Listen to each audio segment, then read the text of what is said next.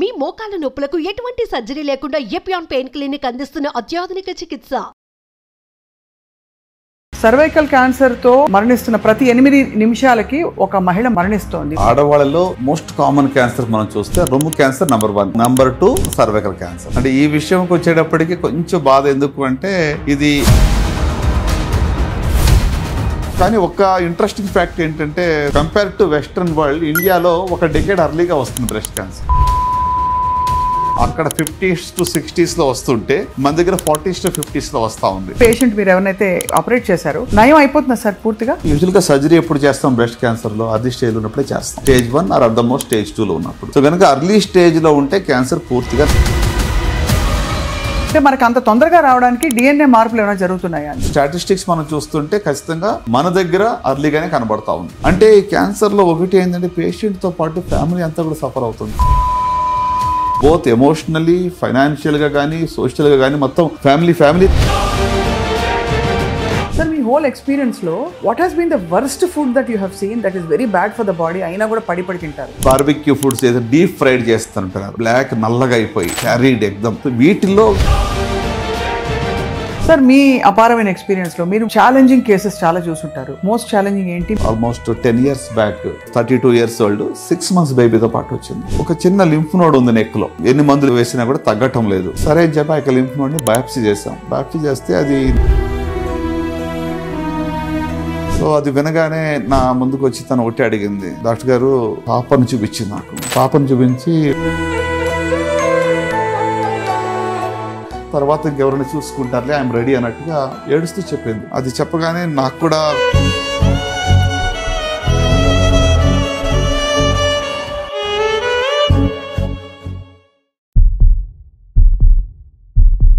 Welcome to healthy journey with Swapna on Suman TV exclusively.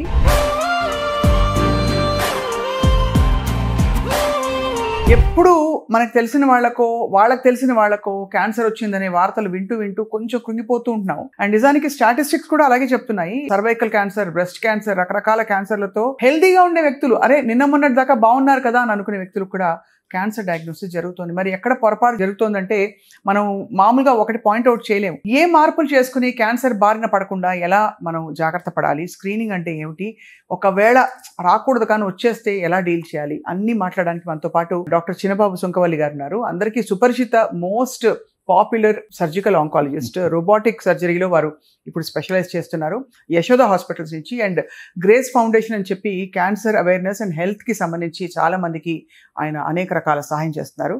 So let's welcome doctor Sunkavalli. Doctor Chinababu గారు నమస్కారం అండి. నమస్కారం అండి. నమస్తే.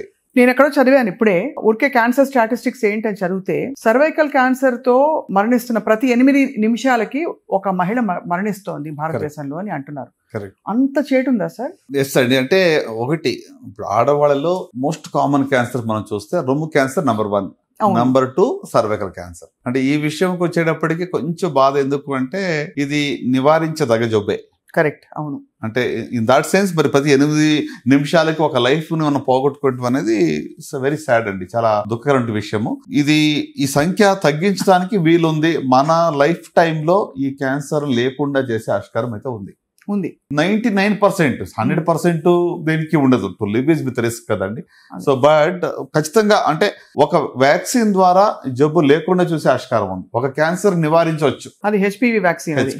అంటే ఇది ప్రజలకు తెలుసు కానీ ద సాడ్ పార్ట్ ఏంటంటే ఓవరాల్ లో ఈ యొక్క వ్యాక్సిన్ టేకప్ 5% కూడా లేదు. అది ఎందుకంటే మన దాకా రాదని ఇప్పటికే అనుకుంటారు, కానీ మన దాకా మన చుట్టూ వచ్చేసింది. అంటే గ్రామీణ ప్రాంతాల్లోనే అనుకున్నా కానీ అర్బన్ వాళ్ళు కూడా వ్యాక్సినేషన్ పెద్దగా తీసుకోరు. అండ్ ఈ క్యాన్సర్ కొంచెం ఇటీవల సంఖ్య తగ్గింది కంపేర్ టు నేను initial faces Nizamabad every week వెళ్ళేటప్పుడు నెలకు అట్లీస్ట్ ఒక 5 నుంచి 10 సర్జరీస్ చేసేవాడిని. ఇప్పుడు ఆ సంఖ్య తగ్గింది. సో ఓవరాల్ హైజీన్ పెరగటము, లైఫ్ స్టైల్ ఇంప్రూవ్ అవటము, ఓవరాల్ లివింగ్ కండిషన్ పెరగటం వల్ల ఈ యొక్క సంఖ్య అనేది తగ్గుతూ వచ్చింది. బట్ స్టిల్ గ్లోబల్ గా మనం చూస్తుంటే ఒక 35 to 40% సర్వైకల్ క్యాన్సర్స్ ఏషియా నుంచి, ప్రత్యేకంగా ఇండియా నుంచి వస్తుంది. సో కనుక దీన్ని నివారించవలసిందే, దాని గురించి మనం యాక్షన్ తీసుకోవాలని చెప్తా ఉంటాం. సార్ ఇప్పుడే సర్జరీ చేసి బయటకు వచ్చారు సార్. ఏంటి సార్ కేసు? మీకు ఎలాంటి కేసెస్? మీరు అంటే అంత రోజు ఏదో ఒకటి ఇలాంటి రాచకొండ గురించి మాట్లాడడం తప్ప వేరే ఉండదు మీకు ప్రపంచంలో. అంటే రోజు 4-5 సర్జరీస్ కంపల్సరీ చేస్తుంటాను. ఇప్పుడే ఒక breast cancer 40 years old female అనమాట. సో అర్లీ బ్రెస్ట్ క్యాన్సరే. సో బ్రెస్ట్ కన్జర్వింగ్ సర్జరీ అని చెప్పి ఒక లంప్ వరకు తీసి ఆర్మ్ పిట్ లో లింఫ్ నోడ్స్ క్లియరెన్స్ పూర్తిగా చేయకుండా ఒక సెంటినల్ నోడ్ బయాప్సీ అని చేస్తాం కొత్త టెక్నాలజీ ద్వారా. అంటే లింఫ్ నోడ్స్ లో జబ్బు ఉందా లేదా అని ఒక డై ఇచ్చి చూస్తాం అనమాట. సో అది చేసి అది ఫ్రోజన్ సెక్షన్ పంపిస్తాం. అంటే డ్యూరింగ్ ద సర్జరీ ఆ యొక్క లింఫ్ నోడ్ టెస్టింగ్ పంపిస్తాం పెథాలజీకి. సో ఆ టెస్ట్ లో నెగిటివ్ వస్తే లింఫ్ నోడ్ క్లియరెన్స్ అవసరం లేదు. ఇప్పుడు ఈ మహిళ 40 years అని చెప్పారు కదా, ఎందుకు వచ్చింది ఆవిడ క్యాన్సర్ అని ఎలా చెప్తారు సార్? అంటే చెప్పగలుగుతాం ఆవిడ సడన్ గా వచ్చి ఉంటుంది మీ దగ్గరికి, కరెక్ట్. సిమ్టమ్స్ తో వచ్చారా? తను బ్రెస్ట్ లంప్ తోనే వచ్చింది. అంటే ఇప్పుడు లంప్ లేకుండా రావాలంటే స్క్రీనింగ్ తప్ప వేరే మార్గం లేదు. మనకు లంప్ ఉన్నా కూడా నిర్లక్ష్యం చేసి ఇంకా చాలా పెద్దగా అయ్యాక లేట్ స్టేజ్ లో మన దగ్గరికి వస్తా ఉన్నారు. సో అన్ఫార్చునేట్ గా అంటే ఎందుకు క్యాన్సర్ లో మీరు ఇందాక ఒక మాట చక్కగా చెప్పారంటే అంతా బాగుంది అనుకుంటున్నారు, సడన్ గా జబ్బు వచ్చింది అన్నట్టుగా వచ్చి చూపించుకుంటున్నారు. దానికి కారణం ఏంటంటే చాలా వరకు క్యాన్సర్ లో ముందుగా ఎర్లీగా సిమ్టమ్స్ ఉండవు, ఎర్లీ ఫేజ్ లో సిమ్టమ్స్ ఉండవు. సో సిమ్టమ్స్ వచ్చేటప్పుడు చాలా సార్లు అడ్వాన్స్ స్టేజ్ లో అయి ఉండొచ్చు. సో అలా చూస్తే ఇప్పుడు మరి మనకి స్క్రీనింగ్ అనేది అందుకే చాలా ఇంపార్టెంట్. స్క్రీనింగ్ ఎవరికి చేస్తాము? సిమ్టమ్స్ లేని వాళ్ళకి. నార్మల్ గా ఉన్నాను, నాకు ఏమి ఇబ్బంది లేదు అనుకున్న వాళ్ళకి చేసే పరీక్ష స్క్రీనింగ్ టెస్ట్లు అంటాం. సో దాంట్లో మరి 40 years అంటే రేర్ కాదండి. 18 years అమ్మాయి కూడా నేను బ్రెస్ట్ క్యాన్సర్ సర్జరీ చేశాను. So any age group it can affect, but age పెరిగే కొంచెం రిస్క్ పెరుగుతుంది. కానీ ఒక ఇంట్రెస్టింగ్ ఫ్యాక్ట్ ఏంటంటే స్వప్న గారు, ఇక్కడ మనకి కంపేర్ టు వెస్టర్న్ వరల్డ్ ఇండియాలో ఒక డెకేడ్ అర్లీగా వస్తుంది బ్రెస్ట్ క్యాన్సర్. ఎందుకు అక్కడ 50s to 60s లో వస్తుంటే మన దగ్గర 40s to 50s లో వస్తా ఉంది. సో అంటే జియోగ్రఫీ కావచ్చు, లైఫ్ స్టైల్ కావచ్చు, ఓవరాల్ గా హెరిడిటరీ ఫ్యాక్టర్ కానీ మల్టీ ఫ్యాక్టోరియల్ అని బ్రెస్ట్ క్యాన్సర్ కూడా మనం ఒకే ఒక రీజన్ వల్ల వస్తుందని చెప్పడానికి లేదు. అంటే బికాజ్ ఎందుకంటే సార్ డాక్టర్లు అందరూ ప్రాసెస్డ్ మీట్స్ తినద్దు, బర్గర్లు తినద్దు, పిజ్జాలు తినద్దు అంటారు. అవన్నీ ఎక్కువ తినే దేశం అమెరికా అని అనుకోవచ్చా? వెస్ట్ లో అమెరికా అయ్యుండొచ్చు, కరెక్టే. కానీ మనం కూడా ఫాస్ట్ క్యాచింగ్ అప్ కదా వెస్టర్న్ లైఫ్ స్టైల్లో. ఖచ్చితంగా మనం కూడా ఫాస్ట్ క్యాచింగ్. అంటే మనకి అంత తొందరగా రావడానికి డిఎన్ఏ మార్పులు ఏమైనా జరుగుతున్నాయా? డెఫినెట్లీ. అంటే మనకి అగైన్ జియోగ్రఫీ వైజ్ కానీ లేకుంటే జన్యుపరంగా కూడా కొన్ని మార్పులు ఉంటాయి. సో ఎగ్జాక్ట్ రీజన్ మనకు తెలియదు వై 1 decade early అని చెప్పి. బట్ స్టాటిస్టిక్స్ మనం చూస్తుంటే ఖచ్చితంగా మన దగ్గర అర్లీగానే కనబడతా ఉంది. సో మీరు as a physician and surgeon sir, మీరు చాలా చూసుంటారు. ఎన్ని కేసెస్ చూసినా ఒక మూల కారణం పట్టుకుంటాం కదా, వాళ్ళు ఏం తప్పు చేశారని. ఆ మూల కారణం ఏంటి సార్? అంటే మీరు అడిగిన ప్రశ్నకు సూటిగా జవాబు చెప్పాలంటే ఒకే ఒక మాటలో జీవన శైలి, లైఫ్ స్టైల్. ఒక మాటలో చెప్పాలండి. ఎందుకంటే ఇప్పుడు మద్యపానం వల్ల కానీ లేకుంటే పొగాకు సేవించిన వరకు క్యాన్సర్ అందరికీ తెలుసు, అది డైరెక్ట్. డైరెక్ట్ మనం సినిమా థియేటర్కి వెళ్తే మనం యాడ్స్ చూస్తుంటాము ప్రతి చోట. ఇవన్నీ అంటే అండర్స్టూడ్. తెలియకుండానే మనం బాగుంది అనుకున్న వాళ్ళకి ఎందుకు వస్తుంది? ఇటీవల దీనికి రీజన్ ఏంటి అంటే లైఫ్ స్టైల్ చెప్పచ్చు. ఆ లైఫ్ స్టైల్ ఏం తప్పులు చేస్తారు సార్? బికాస్ చిన్న ఇప్పుడు ఫర్ ఎగ్జాంపుల్ వర్కింగ్ ప్రొఫెషనల్స్ ఉన్నాం, ఏదో సరదాగా వారానికి 2 సార్లు బయట అందరూ తింటారు. పోనీ మద్యపానం అండ్ స్మోకింగ్ పక్కన పెట్టేస్తే అందరూ అప్పుడప్పుడు ఫాస్ట్ ఫుడ్ తింటారు. మీరు చూడండి ఇప్పుడు ఇటీవల నంబర్ ఆఫ్ రెస్టారెంట్స్ హైదరాబాద్ లో ఎన్ని వచ్చినాయి అనేది. ఇంకా ఎన్ని వచ్చినా రష్ సార్ ఎప్పుడు చూసినా. అదే కదా. అంటే ఎంత అన్లిమిటెడ్ ఫుడ్ అని పెట్టడం వల్ల ఈ బఫే వాటిలో అంటే డీప్ ఫ్రైడ్ ఫుడ్స్, లేకుంటే ప్రాసెస్డ్ ఫుడ్స్, లేకుంటే రెడ్ మీట్, అది కాకుండా మరి బేకరీ ఐటమ్స్, కేక్స్, ఇవన్నీ కూడా కన్సంప్షన్ పెరిగిపోయింది. దీనివల్ల ఏంటంటే మన యొక్క ఓవరాల్ సమతుల్యత బాడీలో దెబ్బతింటా ఉంది. సో ఫుడ్ అనేది ఫండమెంటల్ ఫర్ అవర్ హెల్త్ అండి. అంటే you are what you eat. మనం ఏం తింటాం అది అవుతాం మనం, అంతే కదా. సో కనుక ఫుడ్ మీద నిజంగా మనం కాన్సన్ట్రేట్ చేస్తే దీర్ఘకాల వ్యాధులు చాలా వరకు రాకుండా చూసుకోవచ్చు అని అనుకుంటారు. సో మీరు అన్నారు కదా ఇందాక ప్రాసెస్డ్ ఫుడ్ కావనివ్వండి, లేకుంటే మరి డీప్ ఫ్రైడ్ ఫుడ్స్, ఎక్కువగాని బాగా నూనెలో వేయించిన ఫుడ్. సో అంటే మనం ఏంటంటే ప్రకృతికి దగ్గరగా ఉండే ఫుడ్స్ దూరంగా వెళ్తున్నాం ఇప్పుడు.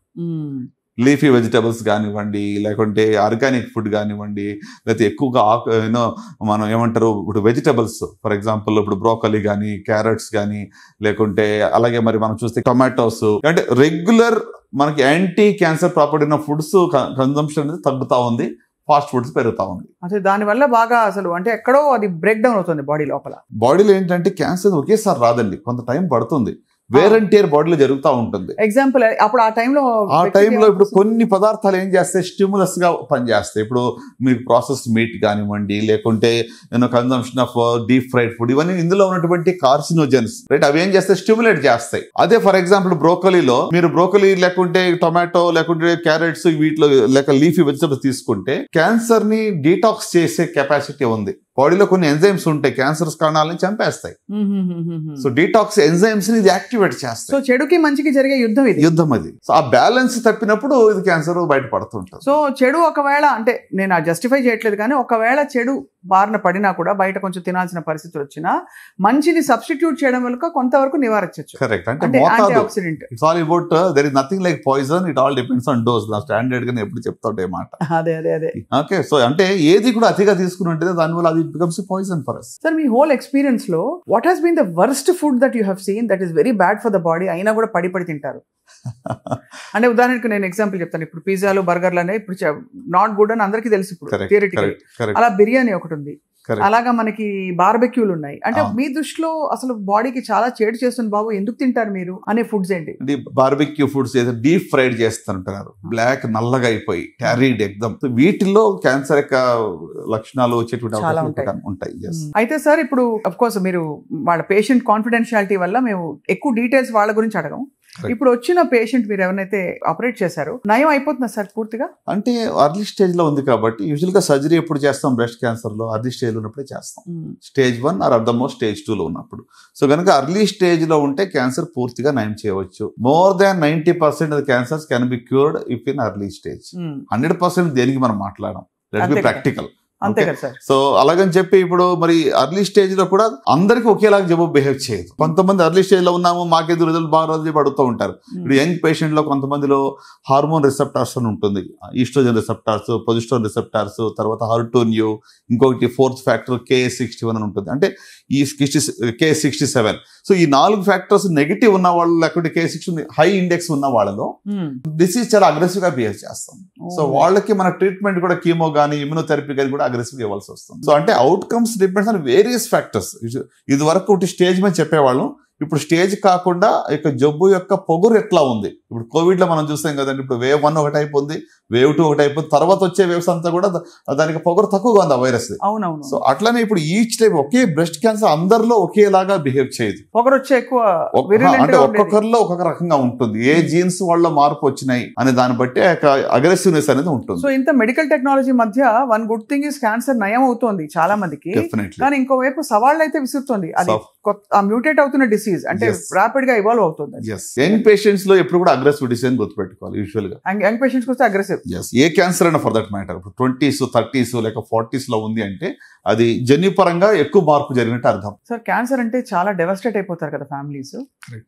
సో ఎలా హౌ డు దే అంటే కమ్ టు యూ అండ్ మీరు ఎలా కోప్ చేస్తారు, ఎలా డీల్ చేస్తారు? ఫస్ట్ ఆఫ్ ఆల్ చాలా మంది వచ్చినా ఏం చెప్తారంటే డయాగ్నోసిస్ చెప్పొద్దు, ఆ వర్డ్ చెప్పొద్దు, చెప్తే కృంగిపోతారు, కూలిపోతారు, చెప్పొద్దు. ఎవరు చెప్తారు? ఫ్యామిలీ మెంబర్స్ చెప్తారు. సో అంటే వాళ్ళు నన్ను ఎలా చూస్తారంటే నేను ఏదో డెత్ సెంటెన్స్ ఇస్తున్నాను వాళ్ళకి, ఇంతకాలం ఉంటారు అనేటువంటి ఒక ఎక్స్పెక్టేషన్ తో వాళ్ళు నా ముఖం చూస్తూ ఉంటారు.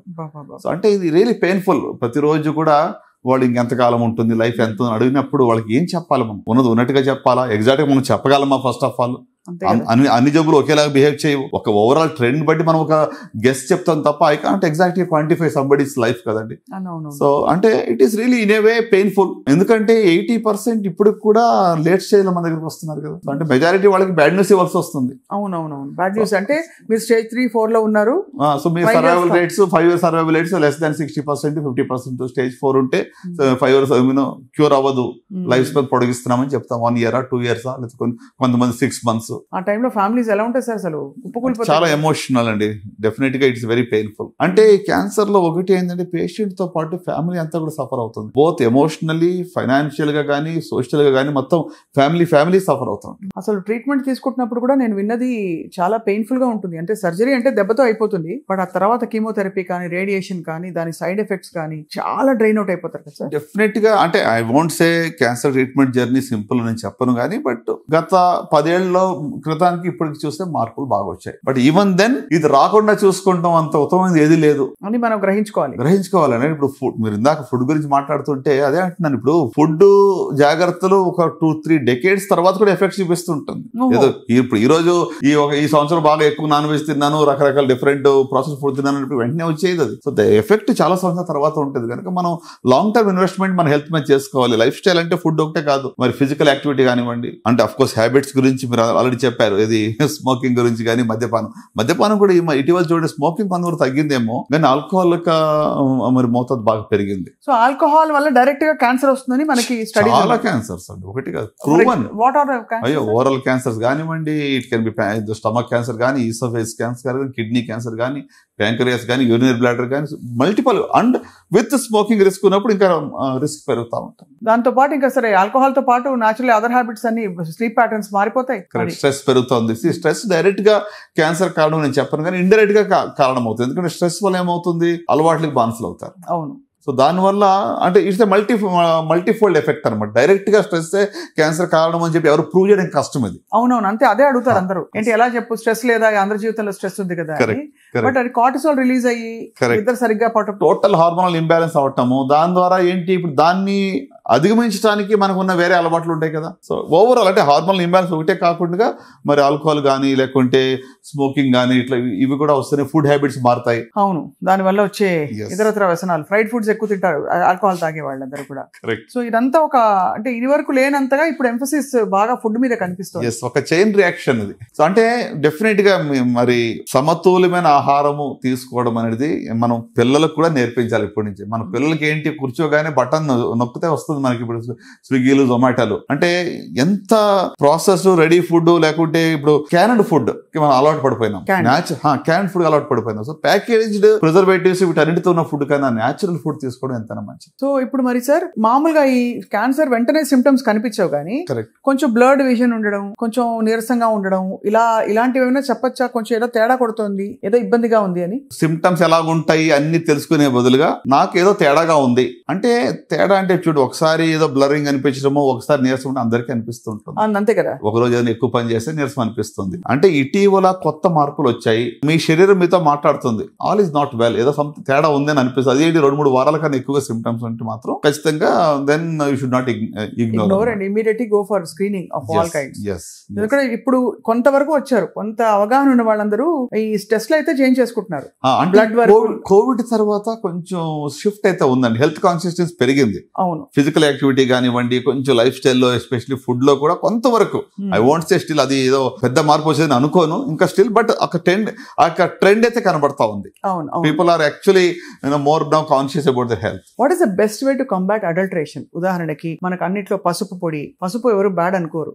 ఇన్ఫాక్ట్ పసుపు ఒక 1/2 టీ స్పూన్ పసుపు రోజు నీళ్ళలో వేసి తాగితే దానికి యాంటీ ఆక్సిడెంట్ ప్రాపర్టీస్ ఉన్నాయని కూడా చెప్తాం. బట్ అది కల్తీ పసుపు అనుకోండి, ఉన్నది పోయి దాని పేరు అంటే అసలు కూడా ఇదవుతుందని చెప్పి. సో ఎలా, how do you, is there any అంటే ఏమైనా మ్యాజిక్ పిల్ ఉందా, లేకపోతే ఫలానా తాగితే నీకు డిటాక్స్ అయిపోతావు అని చెప్పచ్చా? లేదండి, అంటే దీనికి స్ట్రిక్ట్ రెగ్యులేటరీ కంట్రోల్స్ ఉంటే ఓన్లీ సొల్యూషన్. అప్పుడప్పుడు MDH మసాలాల్లో కూడా వచ్చింది సార్, బ్లడ్ ఇంకా ఏదో ఉన్నాయని చెప్పి ప్రిజర్వేటివ్స్ అవును బ్యాన్ చేశారని చెప్పి మనం విన్నాము.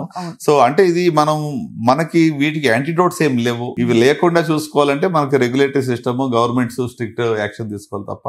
అంటే వీ నీడ్ టు, మన ఆరోగ్యం మన చేతిలో ఉంది, మనం జాగ్రత్త పడాలి. అయినంత వరకు ప్రిజర్వేటివ్స్ ఉన్న ఫుడ్, ప్యాక్డ్ ఫుడ్ అవాయిడ్ చేసుకోవడం, ఎంత న్యాచురల్ ఫుడ్ ఉంటే అంత తీసుకోవడం మంచిది. ఆకుకూరలు కానివ్వండి, లేకుంటే వాట్ ఎవర్, ఇందాక మనం బ్రోకోలీ, క్యాబేజ్ వీటి గురించి మాట్లాడుకున్నాం. వీటన్నిటిలోనూ కూడా క్యాన్సర్ ని నివారించదగ్గ ఏదో ఒక పదార్థం ఉంటుంది.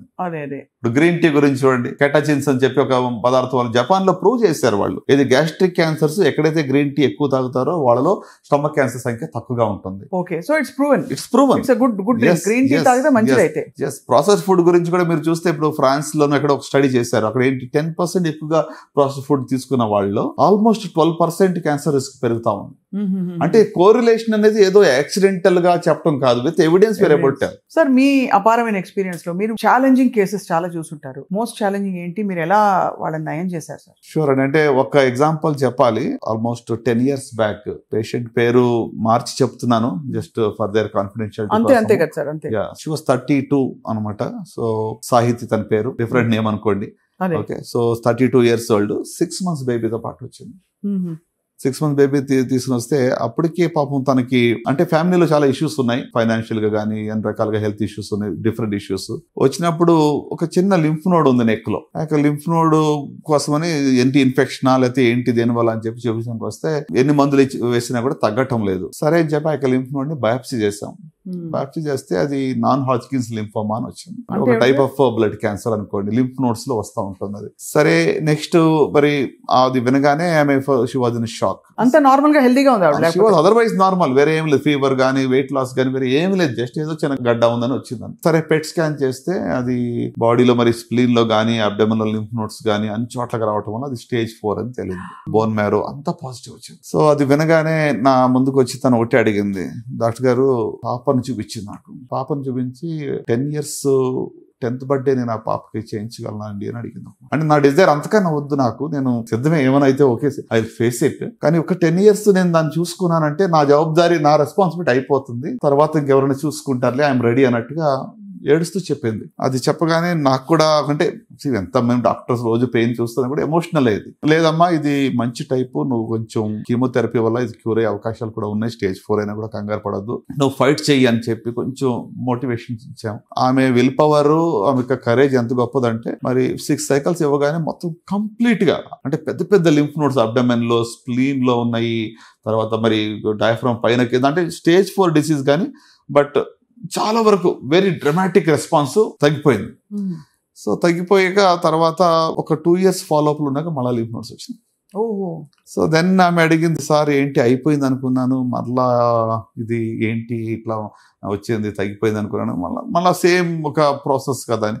లేదమ్మా ఇది డెఫినెట్ గా తిరగబడింది, నో డౌట్, ఎందుకంటే స్టేజ్ 4 లో ఉంది కాబట్టి ఎక్స్పెక్టెడ్ కూడా, అది ఇట్ ఈస్ నాట్ సర్ప్రైజింగ్ కాదు. సరే మళ్ళీ రీఛాలెంజ్ చేసాం, రీఛాలెంజ్ కీమోథెరపీ. మరి రీసెంట్ గా లాస్ట్ ఇయర్ అమ్మాయికి ఓణీర్ ఫంక్షన్ చేసిన తర్వాత, ఓణీర్ ఫంక్షన్ నాకు ఫోన్ చేసింది, నేను ఐఎమ్ డూయింగ్ ఎక్స్ట్రీమ్లీ వెల్, నాకు జబ్బు లేకుండా నార్మల్ గా ఉన్నాను, మా పాపకి ఓణీర్ ఫంక్షన్ చేశాను, ఎందుకంటే షీ వాస్ 12 years old, 12 వరకు 12 జబ్బు లేకుండా నార్మల్ గా ఉంది. అంటే షీ ఫాట్ ఇట్ వెల్, అంటే ఏదో నేను బాగా గొప్పగా ట్రీట్ చేసినందుకు అయ్యిందని అనుకుని మందులు అందరికి ఇచ్చేది అదే, నాట్ దట్ నేను ఏదో అంటే నేను ఎవరు ఇవ్వలేని మందులు ఇచ్చి నయం చేసి చెప్పి I don't want take a false credit they.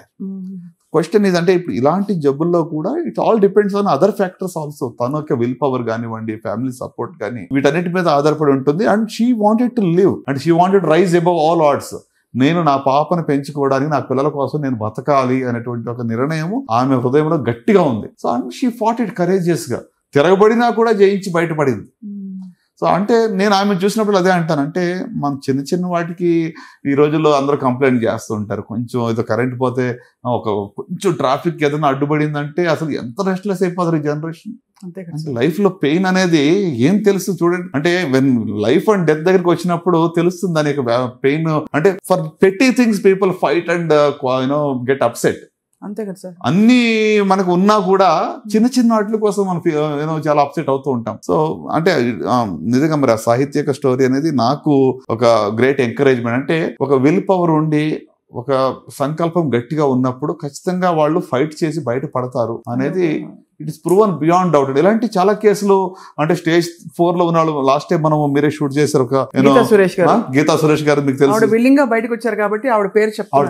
Correct, ఆవిడ అందరికి నేను 10 మందికి చెప్పాలని చెప్పి ధైర్యంగా బయటకు వస్తా ఉన్నారు. ఆవిడ కూడా స్టేజ్ 4 బాగా ఫైట్ చేసి మళ్ళీ she has re-return her life, travel చేస్తున్నారు. అంటే ఆవిడ స్టోరీ అదొక అద్భుతం అండి. ఎలా సార్ ఆవిడ ఎలా వచ్చారు మీ దగ్గర? అంటే బ్లీడింగ్ తో వచ్చారు, యూటరిన్ బ్లీడింగ్ అంటే ఎక్సెసివ్ మెన్స్ట్రువల్ సైకిల్స్ తో వస్తే గైనకాలజిస్ట్ చూసి ఒక డిఎన్సి చేస్తారు కదా, హిస్టోస్కోపీ చేసి బయాప్సీ చేశారు, యూటరిన్ క్యాన్సర్ ఉందని చెప్పి హిస్టెక్టమీకి ప్లాన్ చేశారు. ప్లాన్ చేసి అప్పుడు రోబోటిక్ సర్జరీ కొత్తగా వచ్చింది అప్పుడే మనకి. సో రోబోటిక్ సర్జరీలో నేను అప్పటికి ట్రైన్ అయ్యి ఉన్నాను, one of the earliest trainee in the robotic surgery కాబట్టి. సో రోబోటిక్ సర్జరీకి వెళ్తే వెరీ లార్జ్ యూట్రస్, కానీ సక్సెస్ఫుల్ గా దాన్ని తీసేసాం. తీసిన తర్వాత విత్ ఇన్ 2 months లో ఆమెకు అబ్డమెన్ అంతా కూడా డిసీజ్ రెకర్ అయిపోయింది.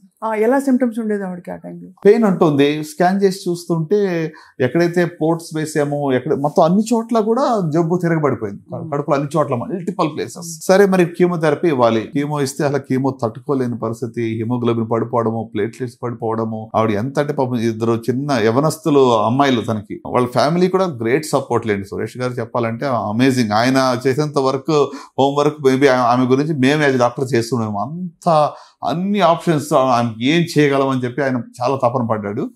అండ్ ఫైనల్ గా she had that will power to fight also. So దానివల్ల మరి కీమో అన్ని మానేసాం చివరికి. We tried some other alternatives also, including ఏమంటారు దాన్ని అంటే ఓజోన్ థెరపీ కానివ్వండి, ఇట్లా అంటే ఓజోన్ థెరపీలు కూడా అందరికీ పనిచేయండి. బై ద వే నేను చాలా మంది స్టేజ్ 4 హోప్లెస్ కేసెస్ వాళ్ళకి కూడా ఇంకేమీ లేదన్నప్పుడు ఇవి కూడా ట్రై చేసాం, వాళ్ళు పనిచేయలేదు. మనం కొన్నిసార్లు what we talk should not mislead people.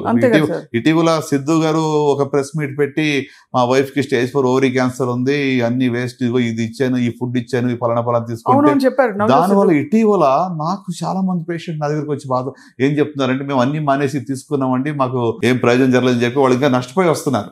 అంటే సమ్ టైమ్స్ సెన్సేషనలైజ్ చేయడం వల్ల రాంగ్ ఇన్ఫర్మేషన్ వెళ్ళి పేషెంట్ నష్టపోకూడదు అనేది నా మనవి అనమాట. ఎస్పెషల్లీ సుమన్ టీవీ ప్రేక్షకులు నేను చెప్పేది ఏంటంటే ఒకరికి జరిగింది కాబట్టి నాకు అలాగే జరుగుద్ది అని చెప్పి అందరూ దాన్ని అడాప్ట్ చేసుకోకూడదు. అంటే క్లినికల్ అండ్ ఎవిడెన్స్ బేస్డ్ గా ఉండేవే మనకి ఎక్కువ పనిచేస్తాయి, సపోర్ట్ సిస్టమ్స్ పెట్టుకోవచ్చు.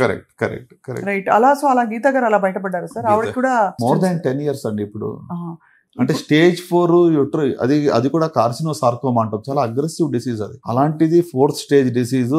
మెడికల్ గా మేము అది క్యూర్ అవుతుంది ఇంతవరకు చూడలేదు. అలాంటిది టోటలీ క్యూర్. నార్మల్ ఎక్కడక్కడ అన్ని స్కాన్లు చేసింది ఏమి నథింగ్. ఆ టైంలో మీరు సాహితీ గారి గురించి చెప్పారు కదా సార్, ఆవిడ ఎలా ఉన్నారు ఇప్పుడు? ఫెంటాస్టిక్ అండి. మా ఏ ప్రోగ్రామ్స్ ఉన్నా తను పిలుస్తుంది. అంటే వాళ్ళని చూసినప్పుడు మనకి గూస్ బంప్స్ వస్తాయి. అంటే ఇలా కూడా ఫైట్ చేసాము, వచ్చి నిలబడింది కదా ఇంత గట్టిగా. ఆమె అంతా యువర్ ద రియల్ హీరో, మేము చేసింది ఏం కాదని చెప్తూ ఉంటాను ఆమె చూస్తే. సో ఆమె నన్ను చూసినప్పుడు ఏడుస్తుంది. నాకే సార్ కళ్ళ నీళ్ళు వస్తున్నాయి మీరు చెప్తుంటే. 10 ఏళ్ల ఫంక్షన్ బర్త్డే చేయొచ్చా అంటే తల్లికి ఎంత దారుణం. అంటే 6 నెలల బిడ్డను పెట్టుకుని. అవునండి. మీకు నిత్యం ఇట్స్ అన్ ఎమోషనల్ జర్నీ కదా sir with treating cancer. And ఒక పక్కన పెయిన్ ఉన్నా కూడా the best part of our profession is బాధలో ఉన్న వాళ్ళకి హోప్ ఇవ్వగలుగుతున్నాం కదా. To be able to really give a real hope. ఏదో నోటి మాటలతో ఉట్టి మాటలతో ధైర్యం చెప్పడం కాదు, కానీ నిజంగానే వాళ్ళకి ఏం జరగబోతుంది అనేటువంటిది ఆ యొక్క డిఫరెన్స్ వాళ్ళ లైఫ్ లో మనం చేయగలుగుతున్నాం. I think that's a legacy. What is your vision sir? అంటే మీరు గ్రేస్ ఫౌండేషన్ పెట్టారు, మీరు ఇంత వర్క్ చేస్తున్నారు. మిమ్మల్ని I don't know, of course మీ మిస్సెస్ తప్పకుండా she'll take great care of you, you have a great family. But అసలు నాకేం కావాలి, నేనేం చేయాలనే ఒక వాట్ డూ ఐ వాంట్ అని ఎప్పుడైనా మిమ్మల్ని అడుగుతారా? నా నిజమైన కోరిక ఏంటంటే ఈవెన్ త్రూ ద ఫౌండేషన్ ఏంటంటే I want to be jobless. నేను అవసరం లేకుండా ఉండాలనేది నా యొక్క that is what is my Dzire యాక్చువల్గా. ఎందుకంటే ఈ జబ్బుని అరికట్టి ప్రివెంట్ చేయగలిగితే, నేను ఆపరేట్ చేయకుండా if I'm jobless I'm the most happiest man. So many other reskilling upskilling ఇప్పుడు అంతా చాలా నడుస్తా ఉంది కదండి. Anything I can do. I don't want to do this profession for my living. అంటే ఇది అవసరం పడకుండా దీన్ని నివారించగలిగితే I think nothing like it. Of course it's a అంటే చాలా లాంగ్ సైటెడ్ డిజైర్ అది. I wish it comes true. I also know that it is not that simple. Right. So ganaka, but one thing ante in all this na desire entante to be able to give hope and to be able to at least make a difference in the life of somebody. I think that's a life of legacy. So nenu na పుస్తకం పేరు కూడా అదే కదండి, live for legacy. Legacy అంటే I always believe it is not what you give for others, it is what you leave in others. ఇతరులకి మనం ఏమి ఇస్తాం అది కాదు, ఇతరుల్లో ఏమి ఇస్తాం వదిలిపెట్టి వెళ్తాం. చిన్న smile in somebody who is in pain, వాళ్ళకు చిన్న reason for them to smile, ఒక గుడ్ న్యూస్ చెప్పడం వాళ్ళకు, whatever, to be able to encourage them, to be able వాళ్ళకు చిన్న pat on their shoulder makes a huge difference కదండి. Especially in people who are desperate కదా. Life and death దగ్గరలో ఉండి, మీకు వరకు కూడా చెప్పుకుంటాను, ఒక ఆయన పెద్ద ఇన్స్టిట్యూషన్స్ కి ఆయన he's the owner of this house in this city. ఒక 20,000 మంది పిల్లలు వాళ్ళ కాలేజీలో చదువుకుంటూ ఉంటారు. ఒక రోజు నా ముందు వచ్చి ఆయన కూర్చొని ఏమన్నాడంటే, అంటే he was బ్యాటిలింగ్ with stage 4 lung cancer almost 7 years battle చేశారు. అంటే కొత్త మందులు ఉన్నాయి కాబట్టి 7 years ఆయన స్టేజ్ 4 లో ఫైట్ చేయగలిగాడు. Very again strong person, very strong build. ఒక రోజు నన్ను చూసి, సార్ ఏంటి ఎలా ఉన్నారంటే, ఎంత అంటే నాకు ఇప్పటికీ మనసులో అది ఎన్గ్రేవ్డ్ వర్డ్స్ అనమాట. సార్ ఇంత ఉంది, తింటానికి లేదు. I have so much but I don't have the privilege to eat.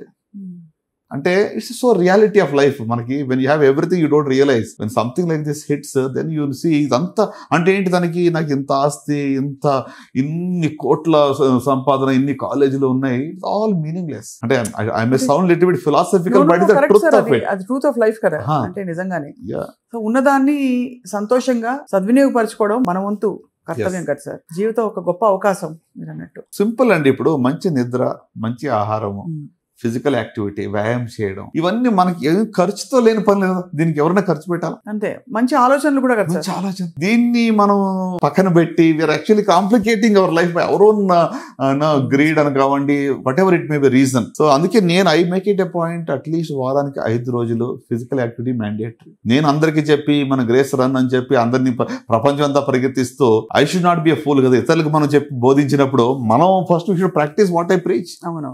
So అందువల్ల ఐ మేక్ షూర్ అంటే ఇట్ ఏదో వాళ్ళ కోసం కాదు, నా మంచి కోసం నేను చేసుకుంటున్నాను. నేను ఎస్పెషల్లీ యూత్, మన సుమన్ టీవీ ప్రేక్షకులు నేను చెప్పేది ఏంటంటే సింపుల్ టిప్స్.